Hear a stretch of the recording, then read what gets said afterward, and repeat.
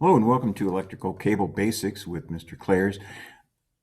First off, I want to apologize to my Battle Lake students. I was cold this morning and I grabbed a long sleeve t-shirt. Didn't really think I was going to be recording videos today, but then I saw this opportunity to get one done and get posted for you, so I didn't even think about the type of shirt I was wearing. So the other thing that's going to be bad is that this black color is going to be difficult for me to show you a couple things with electrical cable, because as you know, one of our conductors is a black covered electrical cable. So it's going to be kind of difficult maybe to see those type of colors with this black background. So anyway, I want to get into it right away, and I just want to talk about the two main types of cables that we use. I'm going to get my handy dandy whiteboard out here. But you can see that we have two types of cables. We have an NMB, which means that what stands for non-metallic for buildings. So this is the stuff that we were working on before we ended up taking our hiatus here. And then we also have the UF cables, which are for underground burials. Now, how are they different? Typically, your UF cables are going to be either gray or maybe an off-white in color. So I've got a couple examples. I got 3 examples here, but they're all kind of that gray color.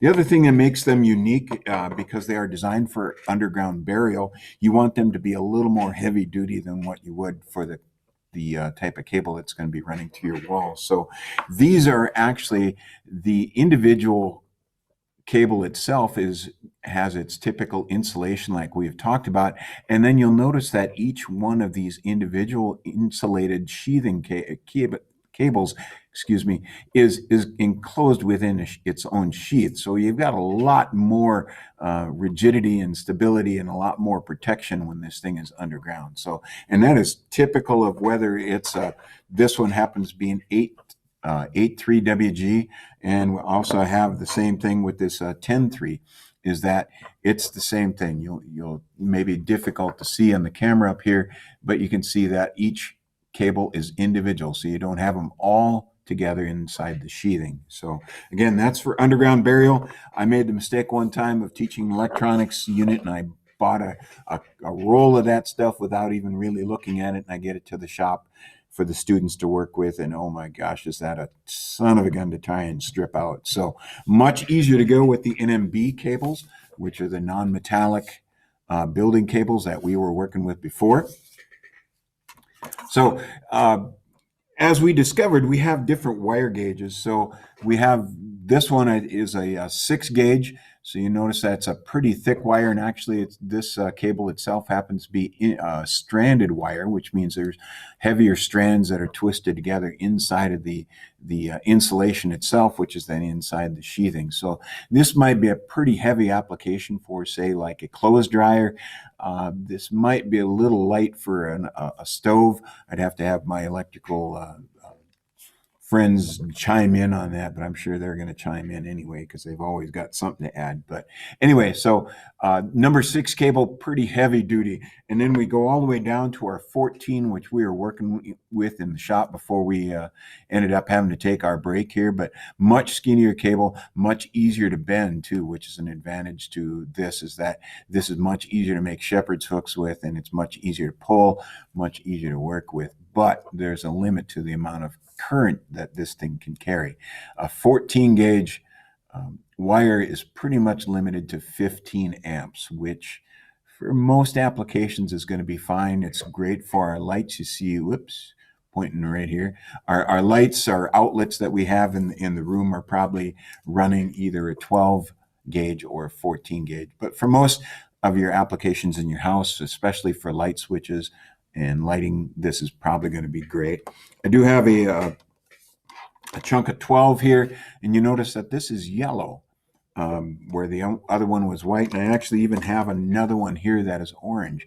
And the only real reason why they do that, these are all NMB cables, but it makes it a lot easier. So if you have 3 spools of this on the construction site and you're telling a guy, hey, pull some 14 gauge cable through those holes in the wall over there, he's going to say, "Oh yeah, the 14 gauge was with the white sheathing."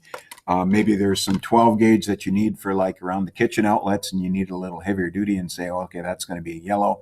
And then this 10 gauge, which is a little heavier still, is a different color entirely. So it's just a little easier way to color code things on the job site.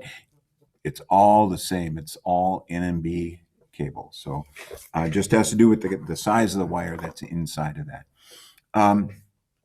If you'll recall, before we left, we were dealing with the markings that are on the cable itself, and we talked about 14.2 WGs or 12.3s WGs. And again, what that marking stands for is some important stuff. So for example, if you see on the cable sheathing itself that it's a 14.2 WG and that's stamped or inked right onto the cable itself, those mean something. So for example, 14 means the wire size. Again, that has to do with the thickness of the wire, and it goes in just like, like we talked about, it's like shotguns, like a 10 gauge shotgun's got a much bigger bore to it than what a 16 gauge shotgun has. A 16 gauge is a smaller bore shotgun. So same thing, a 10 gauge wire is a much bigger wire than what a 14 gauge wire is. So just keep that in mind, that the bigger the number, the smaller the wire goes. So 14.2 WG, if that's stamped on your cable, it means something. One is 14 means that it's the wire size, the size of that wire that's running through that sheathing.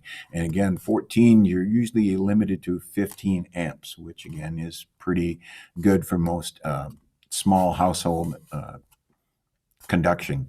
The dash 2 means how many conductors are in there. So in the case of 14.2, you will have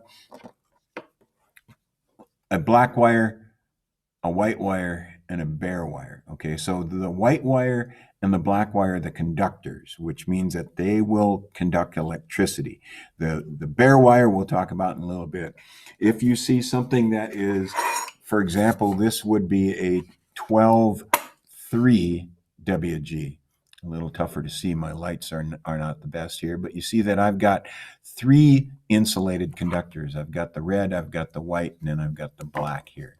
Okay, so I've got, this would be a 12.3 WG. So I've got 12 gauge, 3 conductors. And the last thing on my handy dandy blue board here is the WG stands for that it contains a ground wire inside that sheath cable. So again, getting back to our number 10 here, this is our uninsulated grounding cable. Sometimes you might see these where they're actually insulated with a green insulation around this cable, but for the most part, they are just bare wire like this. And again, this one does not get hooked to anything except grounding screws when you're doing your wiring. There are times where we need to make the white wire a hot wire, even though most applications it's neutral. The black wire is almost always hot. The red wire is also a hot connector, but the white wire is usually neutral. But there are applications where we need to make this thing actually carry electricity out, and there's certain markings that we have to have for that. But no matter what, never, never, never, never, never take this grounding or this bare wire and use it for a primary or a return or neutral wire. This goes on to grounding screws, and it goes on to grounding screws only. So when you do your wiring, and I'm going to send you some kits home in the near future here, when you go to do your kits and you do your wiring, do not wire this thing up to anything but the ground screws. Otherwise, you'll get that wrong. All right, so that kind of covers the real basics about electrical cable. We'll deal with these quite a bit. Like I said, I'm going to send you some kits home, which just some small snippets of electrical wire, some electrical switches, a couple outlets. It's going to be pretty primitive. I don't have enough a room to send you like electrical boxes, so it's going to be a lot of simulation on boxes and whatnot. But when I send you this stuff home, hopefully now you know what we're looking for as far as the electrical cables go. But again, NMB is what we're going to usually use in most of our applications, and that's just non-metallic for buildings. So until the next time that we have our next video, again, I apologize for the Red Rock Wabasso shirt, my Battle Lake students. I'll try and hunt down some of my other shirts for our next broadcast. But in the meantime, stay safe and don't drive your parents nuts. Thanks.